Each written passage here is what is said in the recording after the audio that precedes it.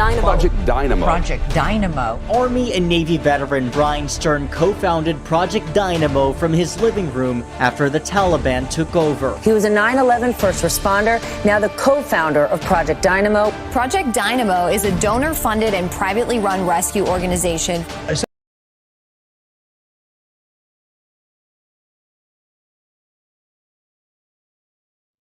Hello, everyone. Welcome to another episode of the Storytelling Chronicles. I'm your host, the Bodacious Cowboy. Let's get this story started. Say what? Look out! Pop, pop, it's showtime. Showtime. Showtime. Guess who's back again? Oh, they don't know. Gone time. Oh, they don't know. Gone time. I bet they know as soon as we walk in. Showed up. I'm wearing Cuban links. Yeah. Designer mix. Yeah. Inglewood's finest shoes. Whoop, whoop. Don't look too hard, might hurt yourself. Known to give the color red the blues. Woo, shit. I'm a dangerous man with some money in my pocket. Keep up. So many pretty girls around me and they're waking up the rocket. Keep up. Hello, everyone. Welcome to a very special Thanksgiving edition of the Storytelling Chronicles. I am the Bodacious Cowboy. Today, I have a very special guest.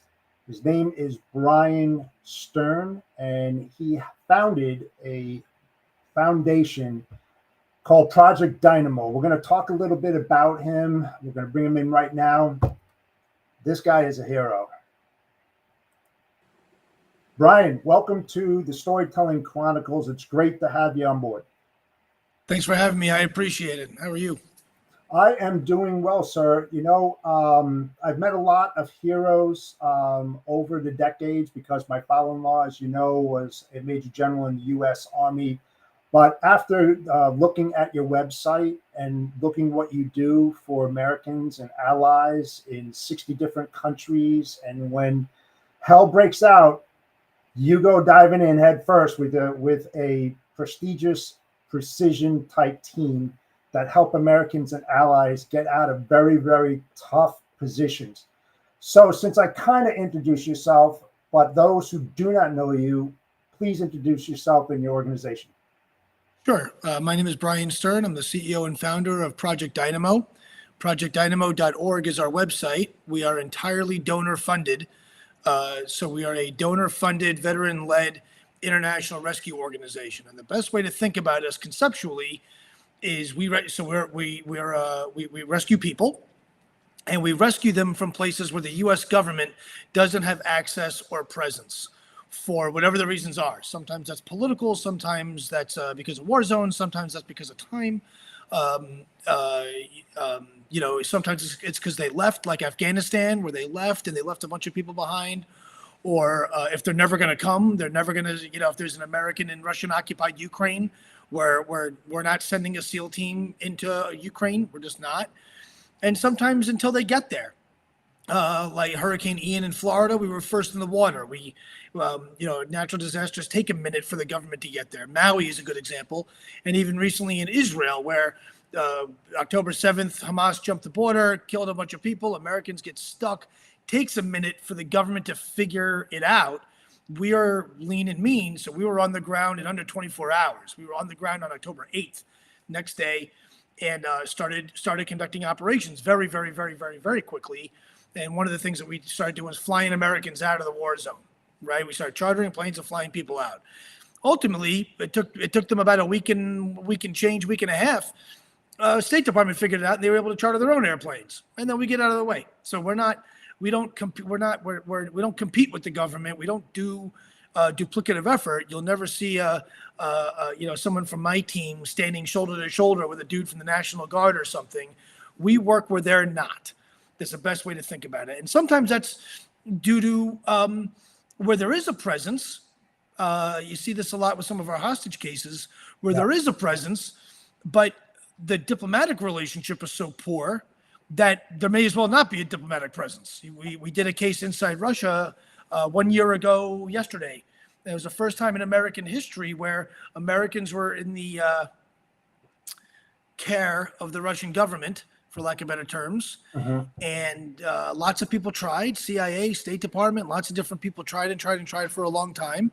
And for the first time in American history, Americans went in and took our people without giving anything up from inside Mother Russia. That's never happened before in the history of the United States or the history of Russia. And we were able to pull it off. So we're not, some people say that we're instead of the government. It's not exactly accurate.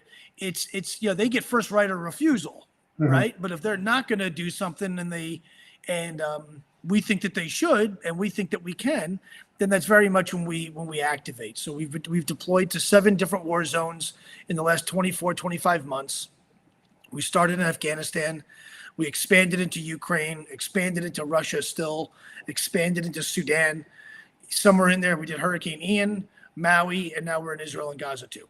So it turns into over 600 missions, successful missions. So far, we have a 100% success rate. Anyone that we've started to rescue, we've gotten out, and that turns into just under 7,000 people with everybody. And one of the big differences with Dynamo versus a lot of other organizations, you refer to us as a foundation. Really, we're an operational element. We are mediocre novices at nonprofit fundraising stuff. We are really good at punching Russia in the face. That's where our skill set is. So, when it comes to doing things, we've rescued more American citizens than any element in the history of the United States. If you took every SEAL team that ever existed from 1962 to present day and counted how many Americans have they rescued from behind enemy lines, Dynamo has their numbers almost by triple. And we've been around 25 months. So the numbers are very, very, very overwhelming very quickly. We've broken people out of jail from Russia. We've done hostages. We've done babies. We've done 68 American babies under the age of a month old.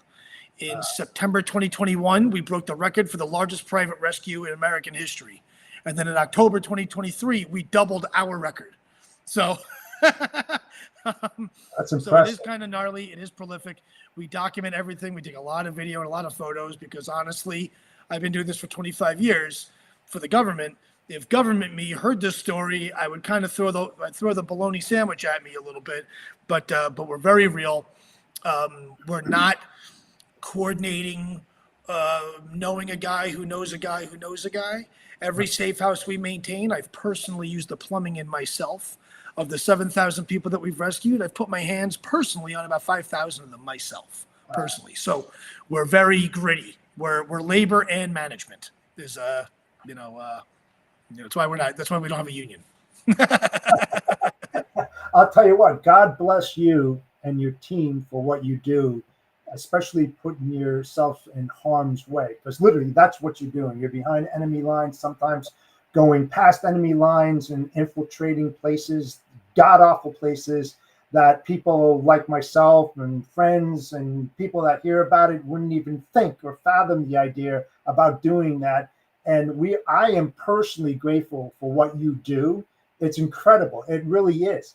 And how do you harvest your team? There's so many skilled, you mentioned SEAL teams, all different CIA. I mean, you mentioned these people who get this critical, detailed information of where you're going in. How do you choose those people that does this type of work, of course, under your tutelage? Yeah, and we, human capital. Yeah. Human capital is what any organization is really about. Doesn't matter if you're making hubcaps or the CIA, right? It doesn't really matter. Unless you're a business that only uses robots, at some point someone has to program the robots, and it's still people. Right. At the end of the day, so it's very difficult. I'm a pre-9/11 guy. I came in the late 90s into government service and military, and then later on the government. And we have a true deficit with human capital. And I'll tell you what I'm talking about. Okay. I was on a SEAL team for many years in my previous life. And, I have friends with medals that I would wear to bed, right? Real nasty, you're happy that they're on your side kind of people. Yep. Unhealthy, healthy functional sociopaths in some cases, right? That have killed more people than smallpox and malaria combined. The catch is, you could take a SEAL, let's say, who's an amazing operator, who's amazing. He can shoot, he can run, he can jump, he can dive. And let's say he's got like 15 deployments to Afghanistan and he's killed like 10,000 Taliban dudes. The reality is, functionally, he's actually completely incompetent in my world. Because where I work, in my career, Afghanistan was the easiest place I ever worked. The easiest. Wow. Because there's help. There's help. So if you break down the door of some mud hut somewhere and to go smoke some booger eater, and it turns out to be bad, you push a button, more guys show up. If that doesn't work, F-16 show up. If that doesn't work, more F-16 show up. Right. And you have resources. Where I work, especially with Dynamo, there's no help. There is no, that's why we're there, is because there's absolutely nothing. There's no embassy to run to. There's no push a button and a helicopter will show up. There's no backup. There's no net. People ask me all the time when I was in Ukraine, what kind of guns did I carry? I get that question all the time. What kind of, what kind of gun? I'm a gun guy. What kind of, what'd you carry? What'd you carry? Right. I'm unarmed. Wow. Because I'm 31 hours away by car from anything that resembles a friend. That means if I get into a gunfight, I will need a dump truck of ammo towed behind me to survive. I can't we wouldn't survive. There's not enough of us. So when we talk about human capital and how do you select the team? We have this huge gap. We have guys that have done 10,000 raids, but they've done raids with body armor and drones and helicopters and backup and quick reaction force and technology and all the cool things that we have. And it's a significant capability. But if you take all that away, actually, it's kind of a struggle, actually. And we don't have a lot of guys that have that kind of experience. We just don't. We just don't. So you can have 10 deployments to Afghanistan and have been a complete awesome operator with all the things that go with it. But if I take you one country away where there's no help, to like Iran, let's say, where there's no embassy to run to, there are no friends, there's no help coming. It's like your wits and a bag of cash, and don't screw up and learn the culture and learn the language and have a good story. And it's Donnie Brasco. It's not, it's knowing how to say things the right way and knowing how to do things the right way. And then when there's problems, how to deal with those problems. Sadly, the last guys to really, really, really, really do this is the Vietnam generation. The Green Berets that were working in Cambodia and Laos with the Montagnards, 12 dudes and 1,000 friends, and armed them and trained them and equipped them and then make war that way using unconventional warfare to regular warfare. It's really the last time anyone has done that. And the guys that did that really well are in their 80s or 90s, some of them. Right. So we have this huge generational gap. Before that, it was the Jedburghs in the OSS would parachute in 3 or 4 dudes, mostly lawyers and accountants of European backgrounds. They'd learn how to jump out of an airplane, learn how to do basic sabotage. And I could teach a rhesus monkey how to shoot, right? I can't teach you how to do business, though. So you could be the biggest SEAL you want. If you don't know how to close escrow and do business, well, then you're really not going to work. They would take those guys with a bag of cash, light communications, a loose plan, parachute them in behind enemy lines in 2-man teams or 4-man teams with the orders of make friends, find Germans, kill them. And that's it.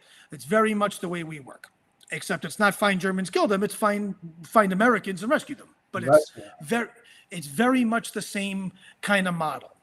So human capital is a major thing that we saw. I get resumes all the time, and I've taken people out on the road. I took 2 dudes on the road with me into southern Ukraine during Operation Lone Star, which is the rescue of an American nuclear scientist named John Spoor. And one of these guys, a really good friend of mine who I know for many, many, many years, amazing. I mean, I learn from him every conversation I have with him. He's one of those guys. He has the gift, right? Right. I took him, who I knew, and his kind of best friend and almost like a partner kind of a guy. And they lasted 3 days and 3 nights on the street.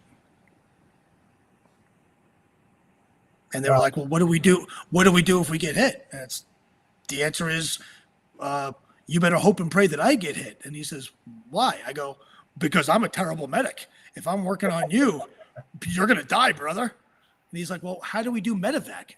What do you mean medevac? You can't fly here. Anything that flies gets shot down. There is no medevac. It's us in a minivan. That's it. There's no mommies, no daddies, no one here to wipe our tushies. No one. If you get an infection in your toe, you need to go 31, 33, 34 hours as the crow flies to get to anyone that I would even think about trusting where it's safe. Wow. So the answer is don't cut your foot open. Be really sensitive to it. Be careful, right? Right. I heard, Bryan, and correct me if I'm wrong, that you got a resume from a dentist. Say again? You got a resume from a dentist? Dentists, we've had neurosurgeons. We have I mean, they can extract teeth, but I mean, extract people, I mean. well, I mean, this is the thing, right? Like, let's say we're in a place that's all war-torn, and medics are in short supply, and medical people are in short supply, right? Yeah. And I need to understand what the checkpoints are like, and the best way to do that is under some sort of ruse. And I bring in a bunch of people, and I put them in, I get a bunch of medical crap, and I tiptoe us in and look at us. We're here to help them with the, we don't pretend to be something that we're not. Right. I would never misrepresent myself as the Red Cross or something. It puts them at risk, so we don't do that. But if people believe that, who am I to argue, right? Well, a dentist actually could come in pretty handy, actually. Way better than a sniper with no gun. Interesting. Right? Take a right. If I strip away, think of it as like just like this, right? You want to do a show, right? Journalism has been around for about 1,000 years. People have been talking to people and sharing stories for forever, right? Oldest time. The Egyptians did this in hieroglyphics, right? No problem. But it'd be really hard to do a podcast if I took away your laptop. True. And took away internet and email and websites.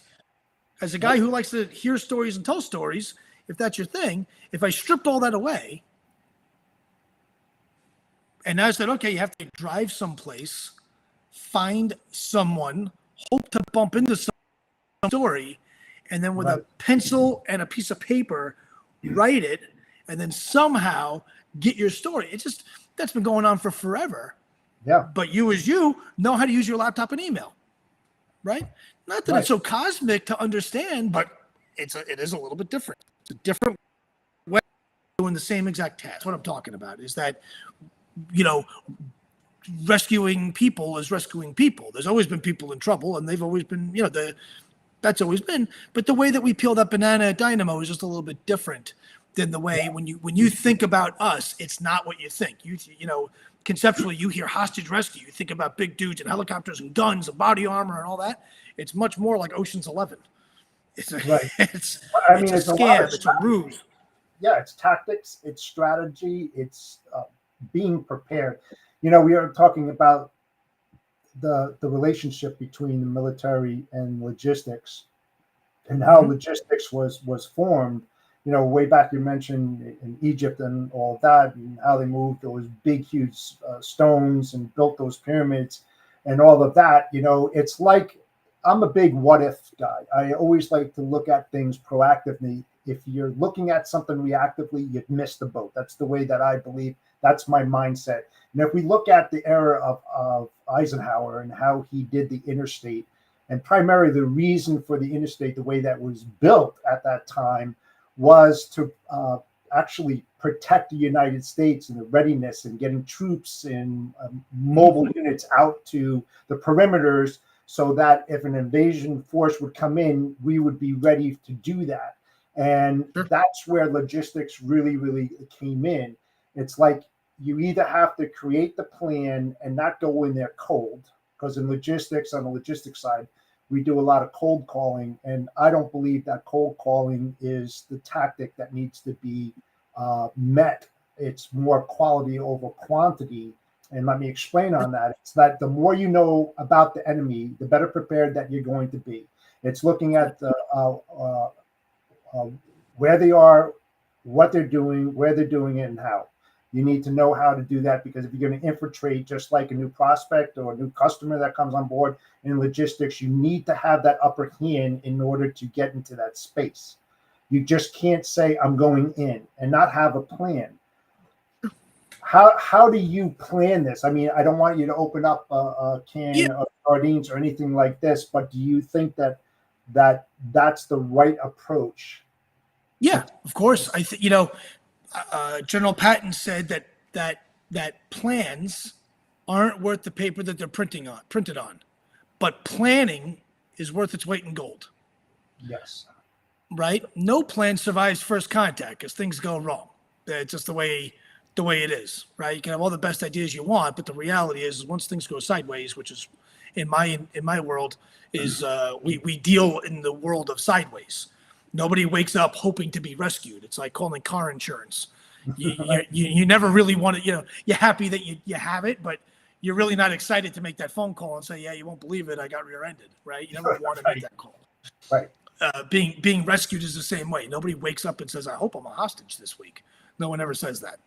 So from a planning perspective, what I can tell you my process, which kind of works, is there's always a recipe, right? So I got a requirement, I got a person, right, that needs help. They're stuck, they're arrested, they're trapped, there's war, whatever it is. Uh-huh. And they're always in a bad spot, Always. either situationally or environmentally or geographically, usually all three, almost always, right? So if you're a hostage in a bad situation, stuck in Gaza, which is a bad geography, and you're locked in a closet, well, that's a bad environment too. You're that's kind of how it is right now. That's what we're working on this for the last 46 days. So that's always how it starts. For us to work, we need three things to exist for Dynamo to work, right? I need a requirement. I need someone, or I need people in trouble. I need a team that can get placement and access to do it, which is not always just my team. That's our bigger network, right? Sources. Right. We have people who work for us who don't know that they work for us. They're unwitting. All kinds of weird, spooky stuff. And then we have to have funding, right? Airplanes do not pay for themselves. I wish they did. They don't. I wish I was independently wealthy. I'm not. What I wouldn't do for my own helicopter, plane, and boat. Holy cow, right? I mean, would be nice. So for your audience, projectdynamo.org, shameless plug, every dollar goes to an operation. This is what we're talking about. So we call that the triad. It's a three-legged stool, right? A requirement, a team, and then funding, right? I need all three of those to conduct an operation. And what I do is I start off with, a framework. I got a person or people in a spot which is bad. We call that the hot zone. I got to get them at least to a warm zone, preferably a cold zone. A cold zone is defined as a place where there are no bad guys that can hurt us. If this was Ukraine, it's Poland, because it's NATO, surrounded with Patriot missiles, an air force, a giant army base. No one's coming to Poland and blowing anything up anytime soon. We're safe, right? Warm zone is if I break somebody out of jail in Russian-occupied Ukraine and I get them to Western Ukraine, we're still in the war zone. There's still no embassy, but generally speaking, it's okay. It's okay. It's not great. We don't want to be here for too long, but we could stay there for a month if we had to, and probably it would be all right. That's kind of the warm zone. So we have this recipe, right? I get the three things that I need to have happen: a requirement, a team, and money, right? Called the triad. Yep. I got a person stuck in a bad spot, whatever it is. I generally know that they got to go from a hot zone to a warm zone and hopefully a cold zone. And then what we do is we take this big problem and we dissect it. We take this bit, like almost like math. You take a big number and break it into small numbers, break it into prime numbers. And then we figure out where we have, what we know and then what we don't know. And based on what we know and don't know, I'll figure out some semblance of a loose idea. And I usually come up with a few good ideas, usually a whole bunch of bad ideas. But we try and get like a framework almost. And we say, okay, well, here's this guy. He's in the can in Russia. Not really Russia. It's a faction of the Russian army, which are morons. So we know they're not too smart. We know where he is. As the crow flies, it's 40 minutes north up a road or the long way around. Well, if we do this, they're going to expect us to go the short way. So this is what we're going to do. We're going to go the long way because I know they're dumb and they're going to go the wrong way first. If we go this way, it'll take them forever. And then we kind of build out this sketch. And that's this operation called Detroit Lions. If you Google Project Dynamo Detroit Lions, that's exactly how I came up with this. Yeah, I saw an that. American hostage. Yep. He's the first American victim of war crimes since World War II, who is tortured every day for 37 days, and we broke him out of jail. He's an escaped fugitive as we speak from Russia, right? But this is how we kind of did it. And then where the real art is understanding all the different things that can go wrong in your plan A, all the different contingencies, all kinds of, what do you do with a flat tire? Not everything is spooky, ninja, right? If I'm in the middle of Russian-occupied Ukraine and I'm driving with an unwitting driver who doesn't know that he is an escaped American spy in his back seat, and he's tinkering along and he blows a flat. Simple thing. Do I want him? Do I want him making the decision of, oh yeah, we'll just go get a new tire, no problem, while he's with an American and all this stuff who's being hunted? The driver doesn't know he's being hunted. He has no clue. Right. Who's gonna tell him? Right. So how do you, thinking through all these very often simple things, but it's the devil's in the details. So what I do is I spend a lot of time on what if.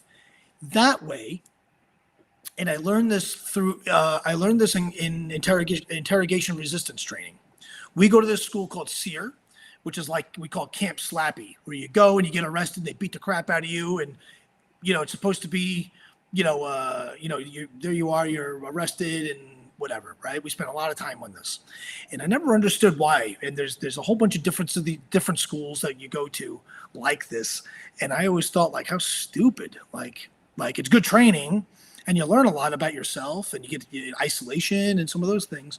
But it took me some time later on in my career for me to understand why we do this.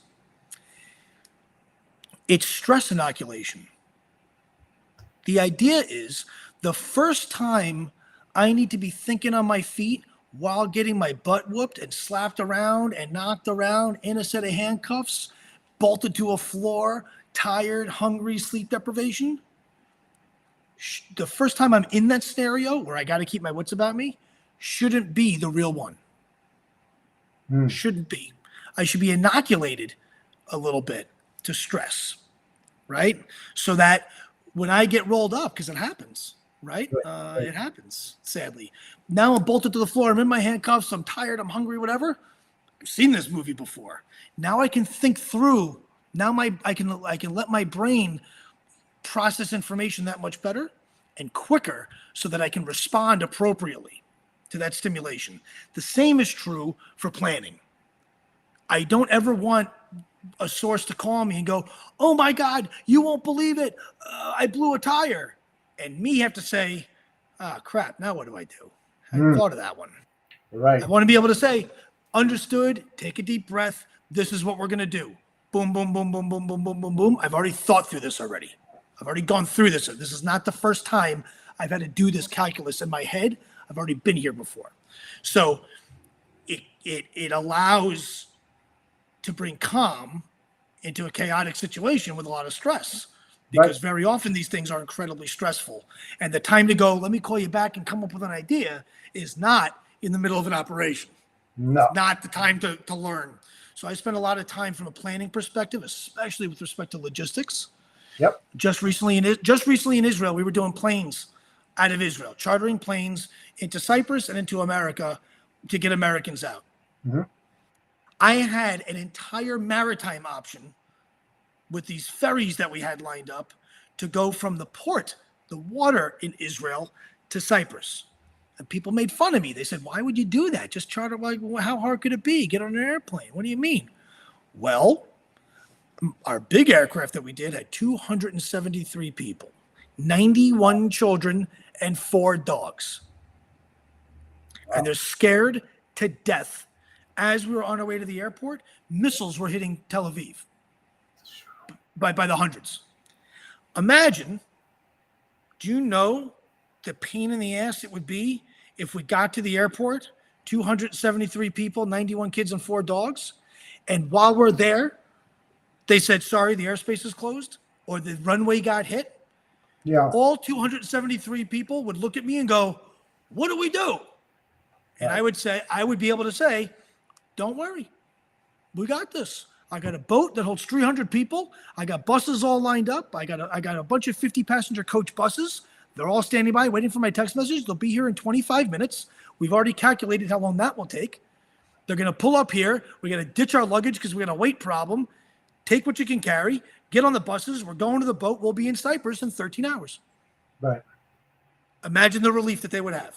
Oh. Imagine the relief I had, knowing that I had that in my back pocket. So when we talk about logistics planning, this is very much how I approach it. And it's all logistics. It's all understanding planes go bad, runways shut down. I mean, things happen. It's war. So yeah, it's trying to outthink the thinkers. You know, it's like the field of dreams. You know, you build it, they will come.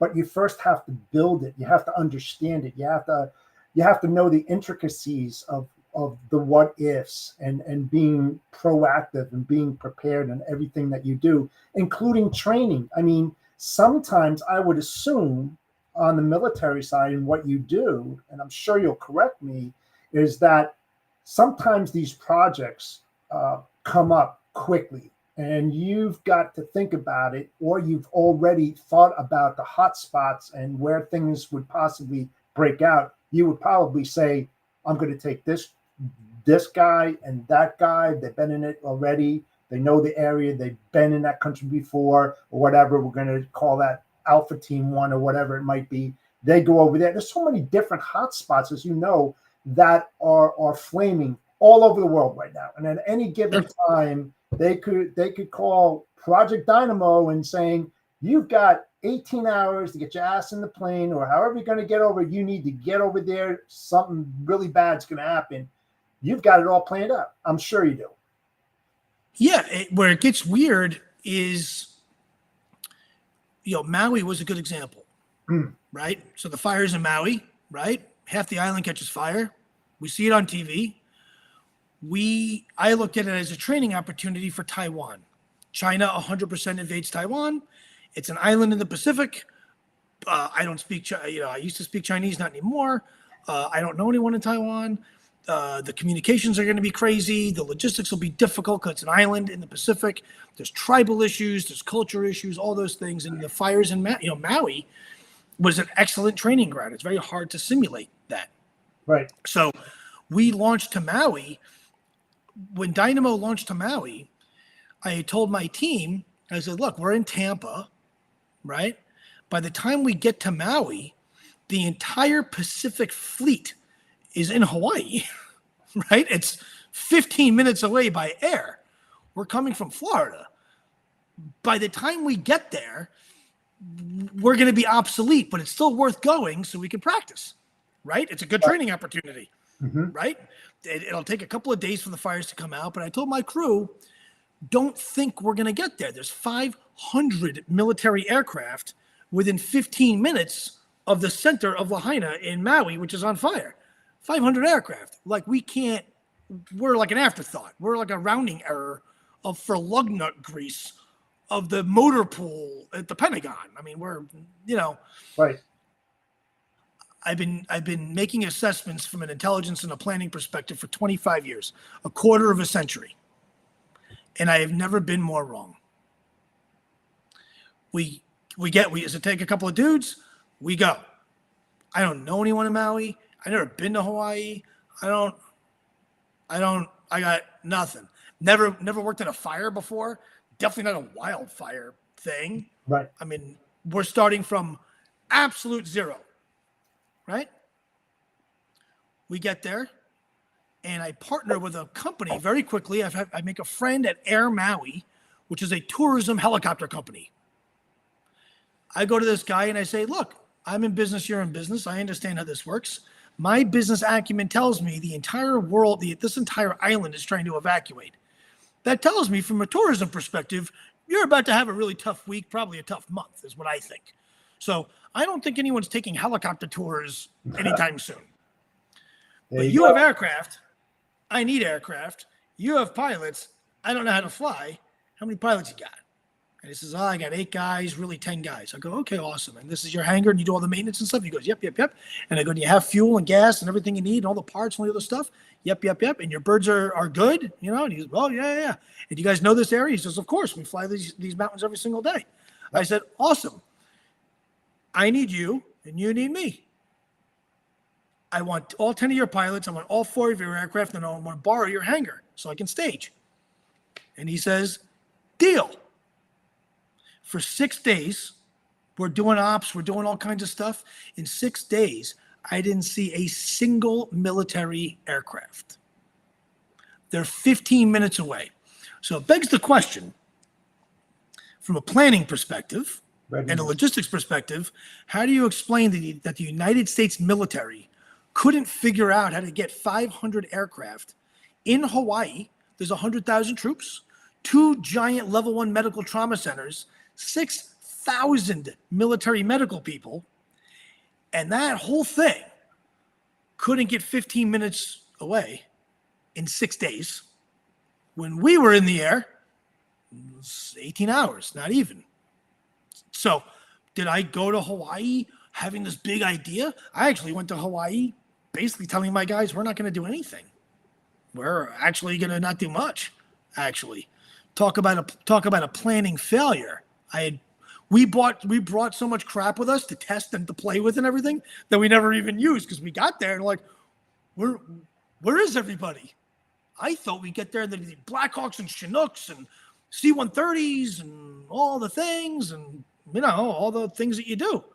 Right. 6 days. By the time the U.S. military showed up, over 1,000 people are dead. Wow. That's a huge, scary.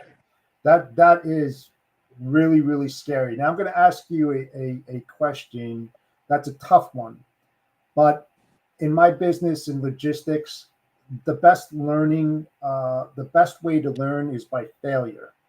Yeah. Because you learn from what you've done wrong and what you could have done to do a hell of a lot better. Have you failed?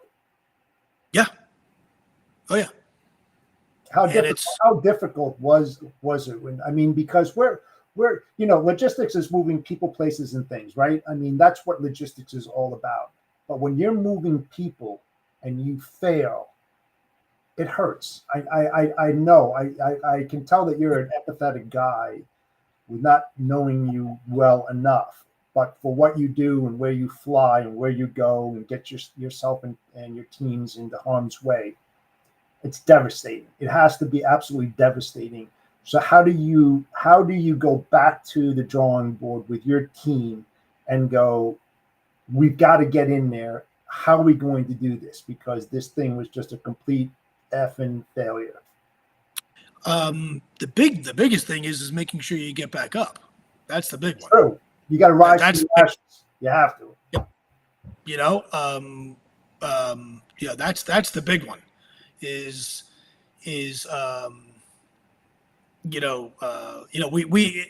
I'm always, from a leadership perspective, I'm always in a tough spot. We're volunteers. We've got like 2 paid people. So all the things that you see on TV are done for free. I don't charge people money. So every time you see me on TV, that's free. I don't go to you, well, you're a hostage, and if your family can, fund us, then I guess I'll save your life. We don't do that. We say we're coming. The first airplane that we did out of Afghanistan, I self-funded myself, $317,000 on an American Express card. Wow. Holy cow. 117 Americans, 59 kids. And in the middle of that operation, we had a major failure. Well We worth all got the arrested. investment. Well worth the investment. I don't care what anybody says out there. Well worth the investment.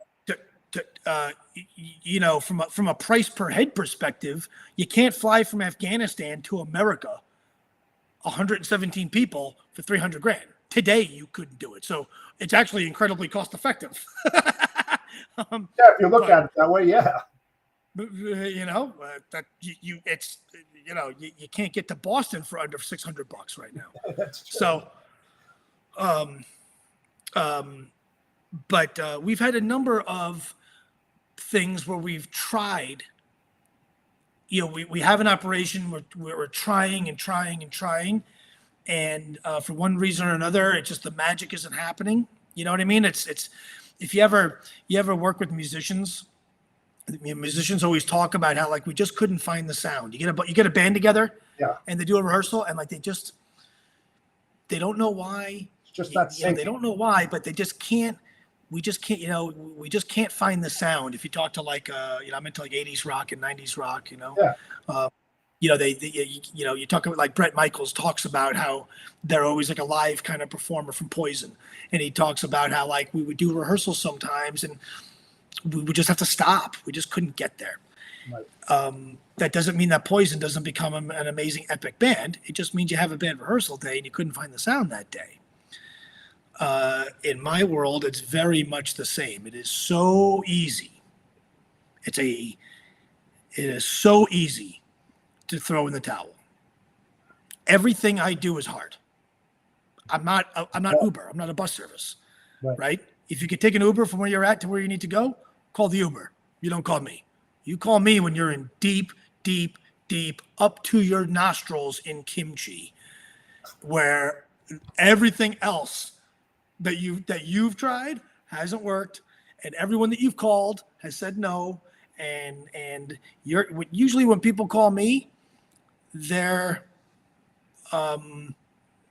basically we've had this happen to me dozens of times where people have said, my expectation is low. I don't expect you to succeed. I'm just happy that you're trying. Right. And then I tell them, hold my beer. Watch this. Oh my God, watch this. Watch this. Watch this. Today is the anniversary of this Operation Pathfinder, right? Which we do not get. We've done all kinds of gnarly stuff all over the world. Pathfinder was the by far scariest, most dangerous, never happened before. No one's ever gone into Russia and stolen Americans from the Russian government in the history of the United States. It hasn't happened. Russian occupied Ukraine is one thing. That's a war zone. It's all screwed up. This is, Russia as Russia gets. And the State Department and CIA and who knows who else tried and tried and tried for 90 days. 91 days they tried. Spent millions of dollars, hundreds of emails, the full weight of the White House, and who knows? I mean, I have no idea what they did, but the whole thing, right? When the family called, U.S. government was trying for 91 days. We got the case 11 days prior to operation. 12 days prior to operation. We conducted it on November 22nd. So it was like November 10th or something, or maybe the 9th. And I flew out to Estonia, where the family had flown to. They're from Texas. I go to Estonia. I link up with them. And we start building out this thing, and it's very complicated. You can do an hour-long class on this operation by itself. We do all this good stuff. We figured out some leverage, and I come up with this plan. And the father, who's a really good guy, I had told him it was Thanksgiving week, right? I told him on the Saturday or Sunday, right? And it's freezing. We're in nowhere, Estonia. It's like 12 degrees below zero. We're in Eastern Europe on the border. You could throw a baseball and hit Russia, right? And I tell the father, who's a good guy, I go to him, I think it was Saturday night at dinner, if I'm not mistaken. Yeah, Saturday night. And his name is Michael. And I go, Mike, make sure you buy tickets to go home to Texas. And he says, what? And I go, look, man, We're in nowhere, Estonia, okay? The middle of nowhere, the land that God forgot. This place is a dump, right? Thanksgiving week is the most traveled week, as we know, is always terrible to travel in. Mm-hmm. And it was him, his wife, and they had 2 kids that were in Russia. I go, buy 4 seats. Getting 1 seat to Texas is one thing. You need to get 4 seats from Estonia to Texas.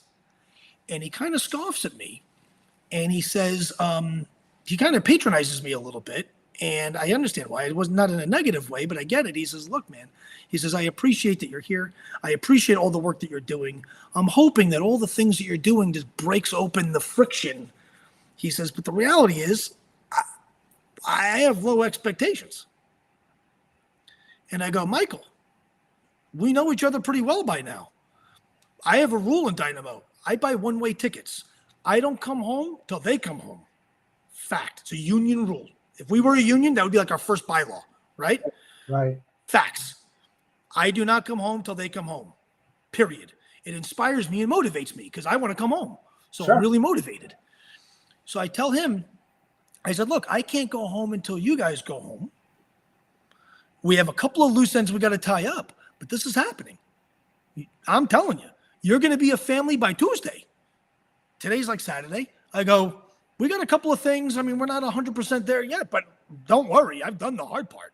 We got it all lined up. I just have to close in a couple of places, and that'll all happen. I'm not worried about this at all. Buy tickets.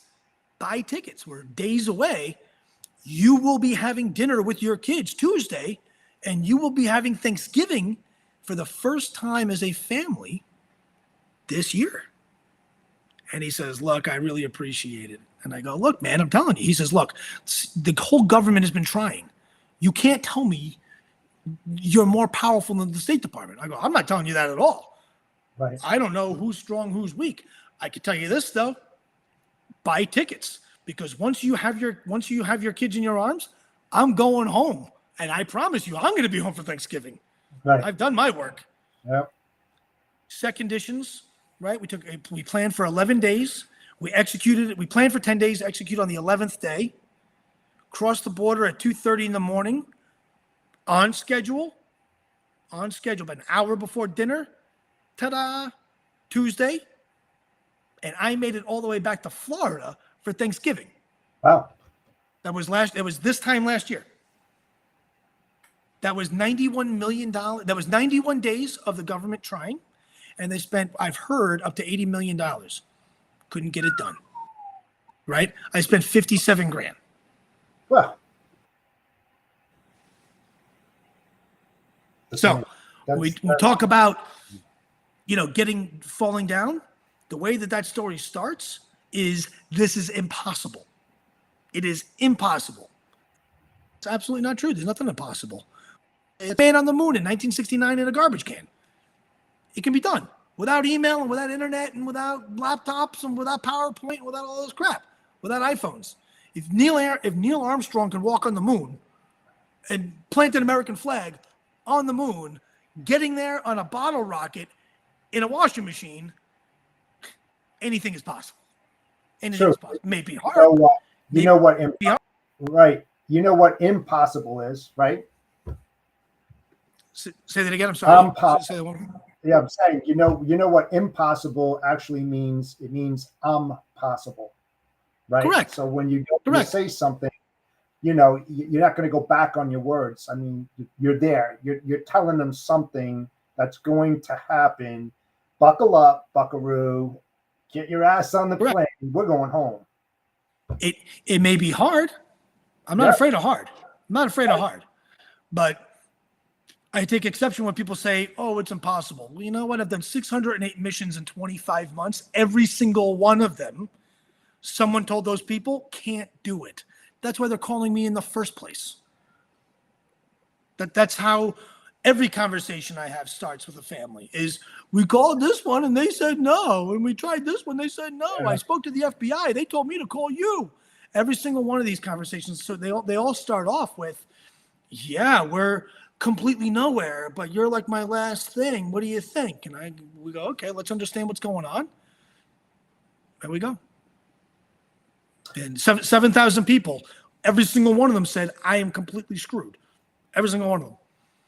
I tell you what, I mean, from the stories that you're telling me right now, the one thing that just pops up in my head, Bryan, is why doesn't, and I'm not a political person at all. I don't talk about religion, politics, any of that kind of stuff on my show, but I have to this time. It's why doesn't the U.S. government go out to you and say, train us?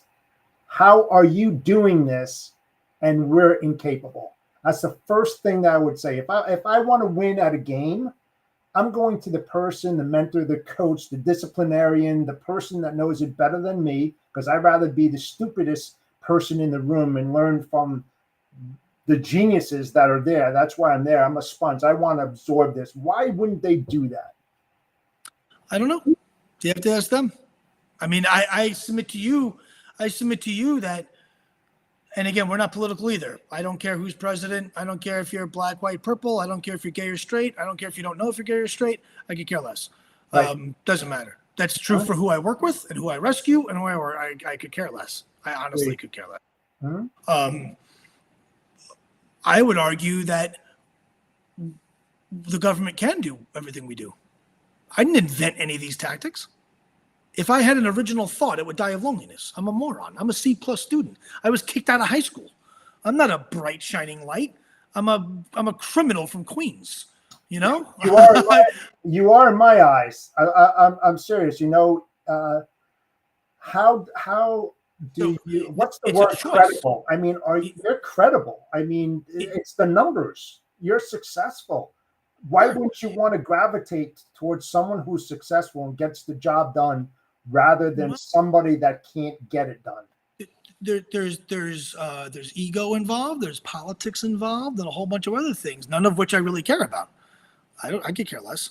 But if you go to, like 12 Navy SEALs and you say, all right, guys, you guys suck. Let me teach you. Let me tell you how I was on a SEAL team, and I'm not a SEAL. I was an intelligence officer. Let me tell you how that conversation doesn't go, right? That's very hard for people to swallow. And I will tell you, we have people that can do what Dynamo does. I will also tell you, it is a choice. That's what people really don't want to hear. It is a choice that we're leaving our people behind. And people say, oh, President Biden or whatever. Maui is the perfect case study. In Maui, President Biden didn't call up the head of Pacific Fleet and say, hey, Admiral, I order you to not fly helicopters. That didn't happen. That's patently false. So the question is, how come the Admiral in Hawaii didn't say, wow, jeepers creepers, half the island is on fire. I've got all these medics and I've got all these helicopters and yep, the weather seems to be clear. Maybe I should do something about it. How come that didn't happen? So we have a real problem in government, especially in the national security community, with leadership and boldness. Everyone's afraid. Everyone's either trying to get promoted or afraid of getting in trouble. Well, that's a really great way to lose a war. That's a great way to not succeed. That is the mountain of no, right? Right? And there's all kinds of case studies on this stuff. It's unbelievable. It really is. It's just totally unbelievable. I'll tell you what. You have my support. I'm going to support Project Dynamo. Thank you. Personally, I believe in results. If I see something, I believe in it. I also am a donator to Mission 22. It's very important to me. Sure. On that.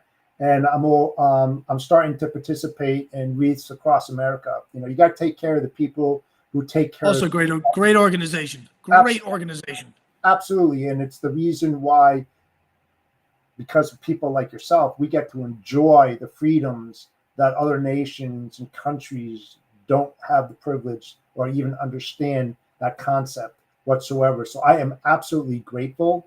And like I said, if my father-in-law was still alive, he would appreciate what you do as well. Risking it all and putting it on the line for other people. And that's what's so great about having you on the show today. for pre-Thanksgiving festivities, because it is about giving, and you give yourself as well as your team to others and put them first before you, and it's great, Bryan. It really is. Don't tell anyone, but I'm actually having, this is the best work I've ever done. I'm having the most fun I've ever had, and it's very hard and it's really terrible, but at the same time, from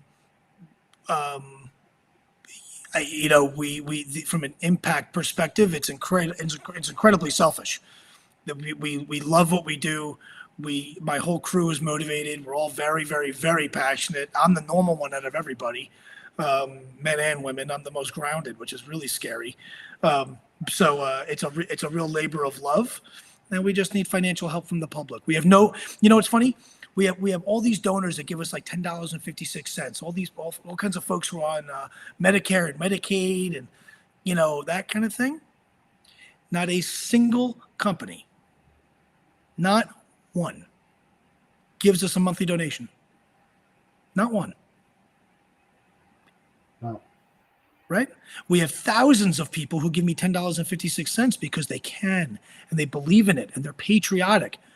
Democrats, Republicans, our demographics are so split down the middle, right? Animal lovers, people who hate this, people who love that, all these people. Not Home Depot Foundation isn't helping us. Not a single large foundation, not a single large, American Airlines, the amount of flying that we do, Airbus, not a single company is saying, you know what? We'll do due diligence. We'll check you out. We'll vet you. If you pass, you know what? Here's $50,000 a month so you can keep the lights on and keep doing what you're doing. Because when we need you, is not the time to first. When your house is on fire, is not the time to first build a fire department. It doesn't work well. Doesn't work well, right? Not a single company, and my team is still motivated nonetheless. Because if the politics of the government and the compliance of the business world and whatever, I could care less, frankly. We're going to keep doing what we do. Please keep doing that. Listen, our time has come to an end today. I wish, you, your partners, your team, your families, very happy Thanksgiving. Take some time off, Bryan. Think about yourself a little bit, relax, have a few cocktails. You're doing a great job. I really, truly appreciate you, and you're definitely going to get a donation from me. I believe in what you're doing, and keep that flame going, man. The people of the world, like you said, it's not about politics. It's not about a specific person or people in general. You're about everybody. And that's what makes you special, and your team do what they do. They are committed to saving lives, and I really love that, man. I really do. Thank you so much, Bryan. Thank you so much. Happy Thanksgiving, and please projectdynamo.org and our social media to go and like us and follow us and share our stuff. Also very helpful for us. Appreciate it. Thank you, everybody, for watching the Storytelling Chronicles. I'm live every single Monday at 2:30 p.m. Eastern Standard Time. The Bodacious Cowboy is out. Happy Thanksgiving, everybody. Take care now.